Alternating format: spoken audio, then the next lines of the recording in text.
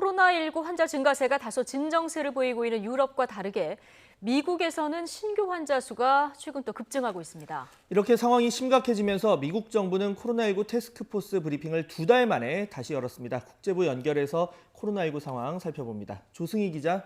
네, 국제부입니다. 네. 자, 미국 하루 신규 환자 수가 코로나19 사태가 시작된 이후에 최고치를 기록했다면서요.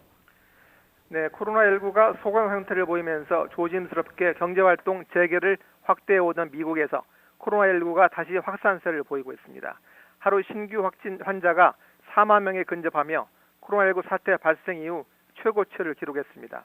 미 CNN 방송은 존스 홉킨스 대학의 코로나19 통계를 분석한 결과 지난 25일 기준으로 미국 내 하루 신규 코로나19 환자 수가 39,972명으로 집계됐다고 보도했습니다. 지난 2월 미국에서 첫 코로나 환자가 발생한 이후 하루 신규 환자 기준으로 가장 많은 수치입니다. 미국의 주 가운데 특히 인구가 많은 캘리포니아와 텍사스, 플로리다, 애리조나주 등이 환자 증가세 견인하고 있는 것으로 나타났습니다.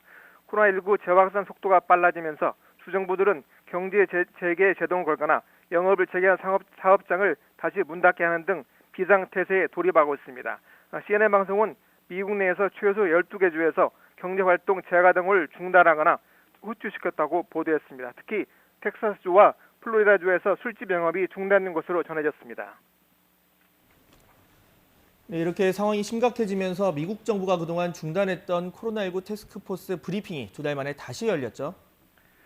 네, 코로나 확산세의 심각성을 반영하듯이 미국 백악관 태스크포스가 오랜만에 언론 브리핑을 열었습니다. 지난 4월 27일 마지막으로 열렸던 코로나19 태스크포스의 언론 브리핑이 현지 시간 26일 다시 열린 것입니다. 종전 TF 브리핑은 트럼프 대통령이 백악관에서 직접 개최했지만 이번에는 TF 팀장을 맡고 있는 마이크 펜스 부통령이 백악관 밖에 있는 미국 보건복지부에서 열었습니다.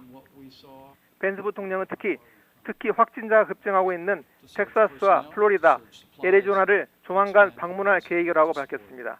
한편 트럼프 대통령은 현지 시간 26일 주말을 자신의 뉴저지주 골프 리조트에서 보내려던 계획을 별다른 설명도 없이 취소한 것으로 전해졌습니다.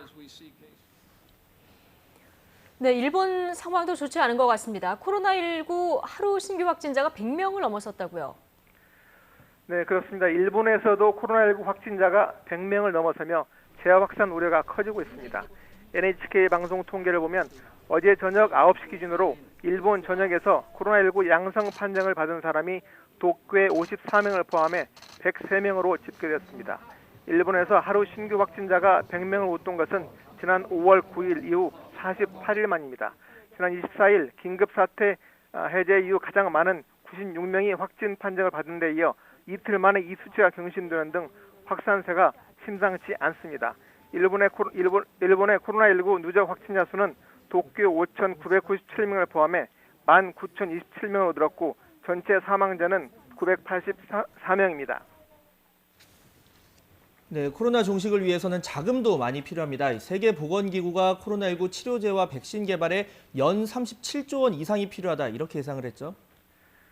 네, 세계보건기구 WHO는 코로나19 치료제와 백신 개발 등에 향후 1년 동안 우리 돈 37조 원 이상이 필요할 것이라고 내다봤습니다. WHO는 현지 시각 26일 발표한 자료에서 개발도상국 등의 코로나19 진단기기를 지원하고 치료제와 백신을 개발하는 데 313억 달러, 우리 돈 37조 6천억 원가량이 들 것으로 예상했습니다. 내년 중반까지 5억 개 분량의 진단기기와 치료제 2억 4,500만 개를 제공하고 또 내년 말까지 백신 공급량을 20억 개까지 늘리는 것이 목표라고 설명했습니다. WHO는 그러면서 현재까지 받은 기부금은 34억 달러에 불과하다고 밝혔습니다. 지금까지 국제부에서 YTN 조승입니다.